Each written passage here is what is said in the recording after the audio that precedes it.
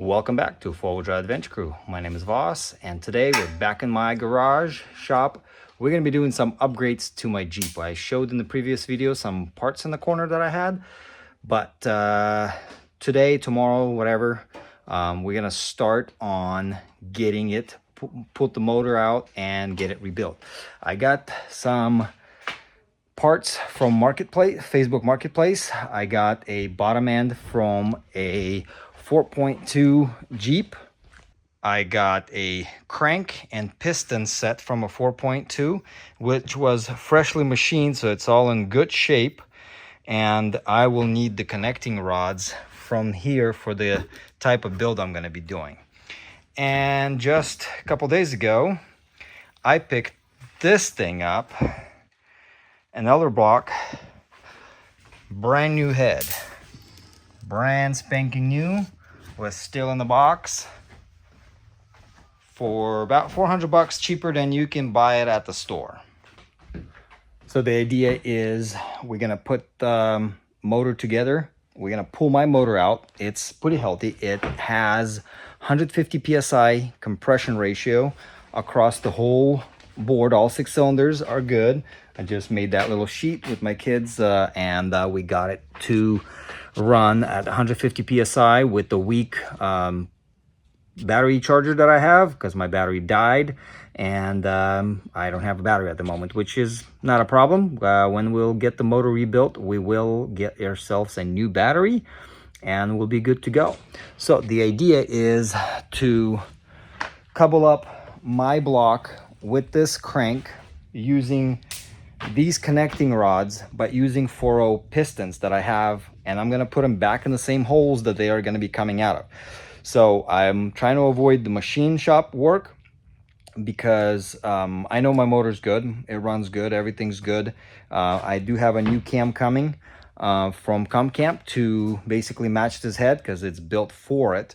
And as soon as we're going to put this motor together, it should be a higher compression motor, so like I believe it's going to be either 9.3 or 9.5, somewhere around there. I'm not sure, but I know when I built my brother's Jeep with a similar specs, we used the 4.2 crank, 4.2 rods, and the 4.0 pistons, and I think we bored it over just a little bit, and he had 210 compression on the gauge on the starter. So that's a lot higher than a 150 that stock 4.0s do. So I'm curious to see what my compression ratios will be after we assemble the motor, put it on the starter, and see how it goes. The thing is going to be, I want to see what this head is going to do for us, because this head is nearly $2,000 with taxes. Is pretty much $2,000 at Summit Racing, and there's a lot of hype on this head, and I know it's a high performance. I'm just curious to see what it's going to do for us off-roaders, keeping our Jeeps on the steep inclines going up a hill and keeping it cooler in the summer. So I would like to run my AC when I'm driving on the freeway up a hill. That would be really cool if this, head can keep the motor cooler than a stock head. And I want to see what kind of a, powers butt dyno we're going to be doing, comparing to my sister's Jeep and my brother's. So my brother's manual Jeep, so it's a little bit harder to race him because he has gears on the fly sort of thing, and my sister's is a little heavier than mine. So we'll see where it sits on the next trip we're going to do whenever I assemble it and get the motor working.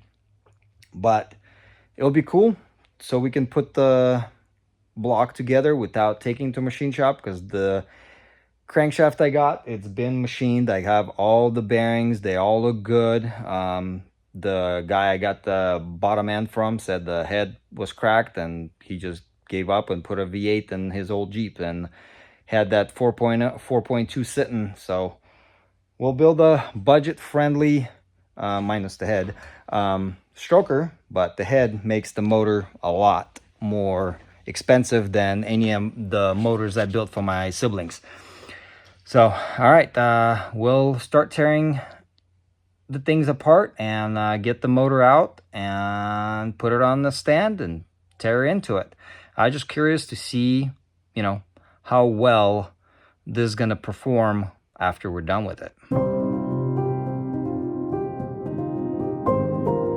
while I'm at work, Mark jumped on and disassembled everything so I can pull the motor when I come from work.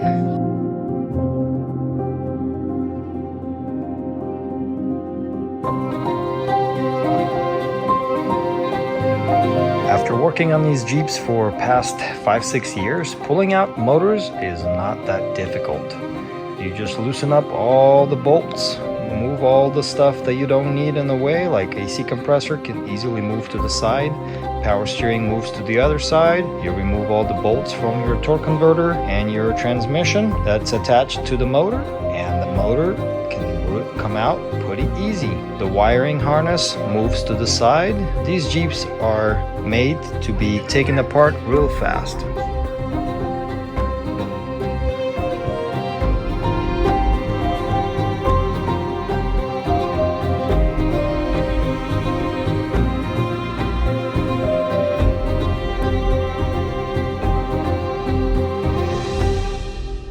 All right, it's time where the motor is out of the Jeep, sitting right here, getting ready to be disassembled. We'll probably start tearing it down today, and I'll take all the external stuff, intake manifold, probably water pump, other things that I'll just take off of this motor, and get it ready to start tearing it down completely. I gotta go pick up a new head gasket because I don't want to reuse a 6-month-old head gasket. Even though it's good, I just want to put in a new head gasket since I'm putting a new head.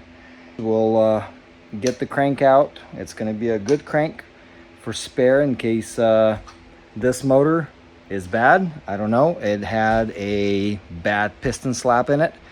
And we'll be testing it as well because I do need to have a fully functioning spare motor sitting at any given time because I do have like 10 Jeeps on the property, so I will need to have a motor ready to go at any given time.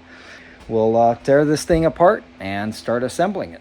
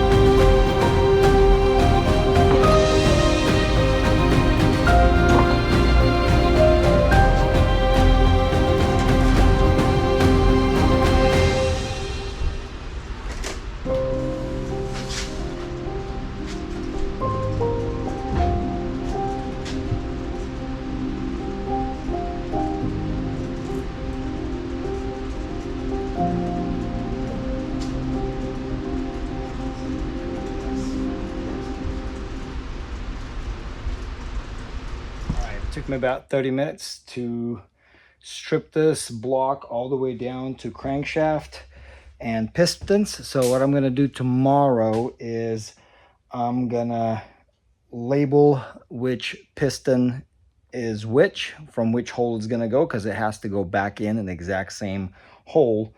And we'll check the main bearings and rod bearings, because this motor been rebuilt when I got it, because when we found it at the pick and pull junkyard, it looked very fresh. And when we popped the oil pan open just to see, everything looked really clean in there. So this is about, I would say, 3 years of me driving it. A couple of oil changes because I don't put that much miles on the Jeep. So I change oil every 6 months or so because it sits most of the time anyway. So I don't put more than 6,000-7,000 miles a year on it. So it's basically, you know, low maintenance at that point. But tomorrow we'll strip this down. I have the head that came out of it. It's pretty good. I want to set it down on the bench so we can kind of compare the head that I had in there. to the aluminum one, and I'm still waiting on the new cam to come in so we can assemble it. So the Jeep's going to be up in the air for a couple days till we get it put together at the end of the week, hopefully. All right, it's a new day, or new afternoon, and I'm back at it. I just got my crankshaft and my rods and pistons out.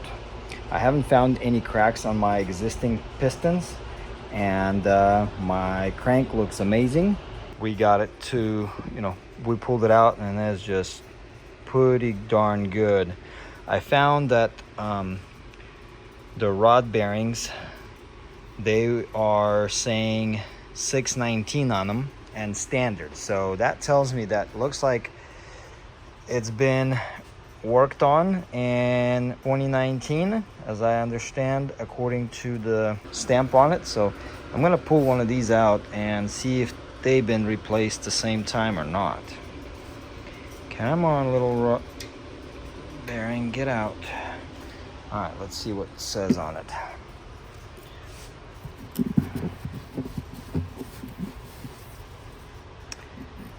All right. Hold on, let's focus. Focus, iPhone.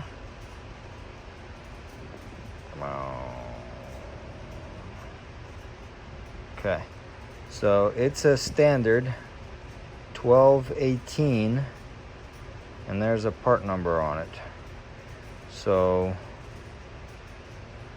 that means that this motor's been rebuilt. And they use some quality parts. I believe it says Clivet. Yep. So they've been using some good parts on it. So, and if it's standard, so I bet the crankshaft's been replaced. And see, this is an upper one, barely has any wear in it. And these are the bottoms. They're dirty, but they don't have any major wear on them. So I was just stacking them up, and they all look pretty darn good for having 7 years on this motor. So now we just get to clean it all up, start fitting in our new main bearings in it, and then start putting in that stroker crank in it. So, and we'll start getting it close, because my biggest challenge is going to is to press these pistons off and press these pistons off and then match them. Boom, boom, boom, boom, boom.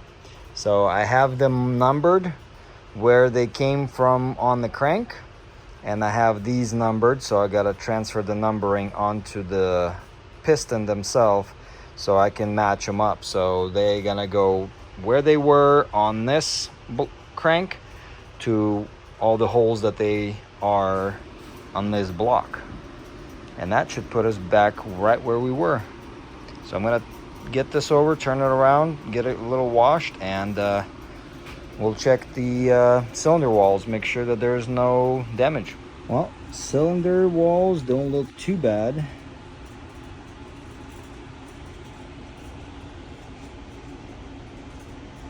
We still have cross hatching in there, and we can see that there's no glazing in the cylinder walls. We can clean this top. This is where the piston would stop. Basically, the rings don't go past this little lip, so we get to clean all that up for those same pistons to go right back where they were. So I'm just gonna clean up some of this stuff for the new head gasket to go on there, and that's about it. So not much cleaning up to do here. All right, so right now what I'm doing is pressing the stroker rods out of their pistons, and made this little tube contraption so it can go easy around the center pin. And we're using a couple 5/8 sockets as little pushing device. They're a little bit narrower than a pin to get them out.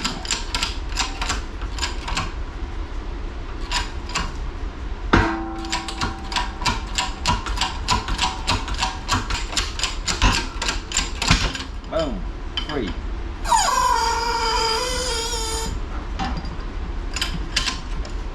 Alright, that's the last of them. So I'm just trying to get the rods out and have them ready to go on my existing pistons.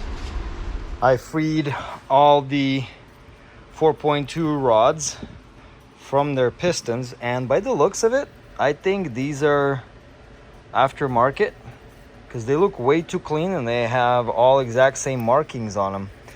So they all say 146 on them. I haven't measured if that's the grams, but we're not building a race car, so we don't care about it at that point. So these are 169 is on mine. So this is a 4.0 connecting rod. So let me just show you the difference. That the stroker ones, they are that much shorter. As you can see, the crank bores are lined up, but this is much shorter. But our crank lobes, they go up higher. So that's where we're gonna benefit, is by using these pistons. We're gonna offset the difference because the 4.2 pistons, they're a little bit different than the 4.0 pistons. Their center pin is offset as well. If you can see that, they are offset quite a bit.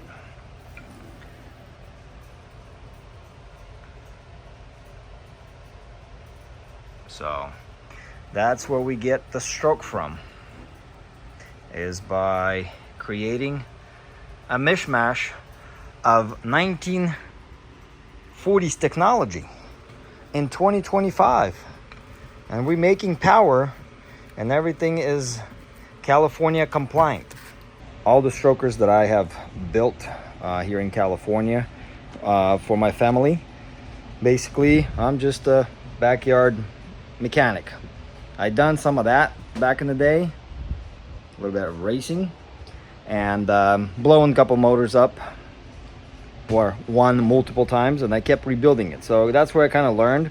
So I would work on my own stuff. I would not want to work on anybody else's stuff doing this kind of stuff, because I can screw up and it's gonna be on me. So it's just my own type of deal.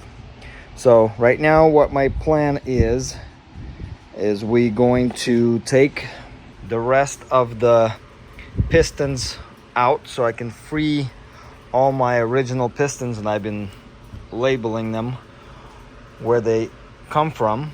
So that's where they're gonna go back in. So all the rings, they've already been riding in that specific hole that they've been in for a very long time, and they're pretty happy there. So we'll keep them happy in there. So yep, let's get this going.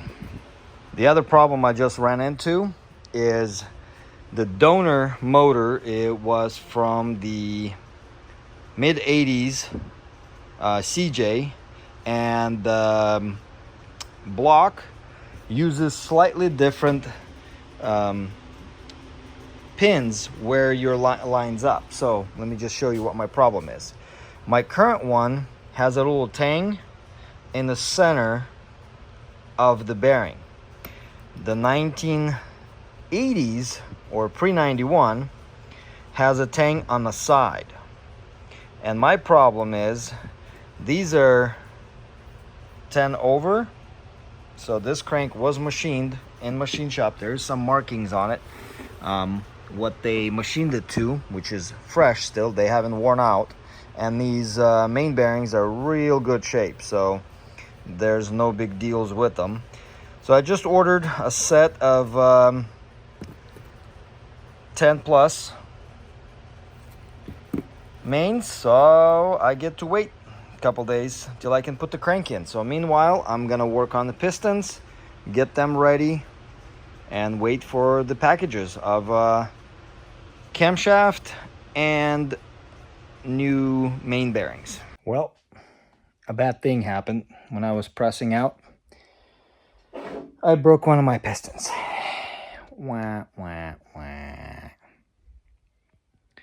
So, plan B. I got some pistons on the order. These are factory size, so they're standard size, not oversized. And we're gonna have to change the rings onto the new pistons because the tool that I have to press them out, it's not right. So it's my mistake. But that will get me some new pistons, and we'll start putting this thing together as soon as everything arrives. So until then, we'll have to wait. All right, we'll see you on the next one.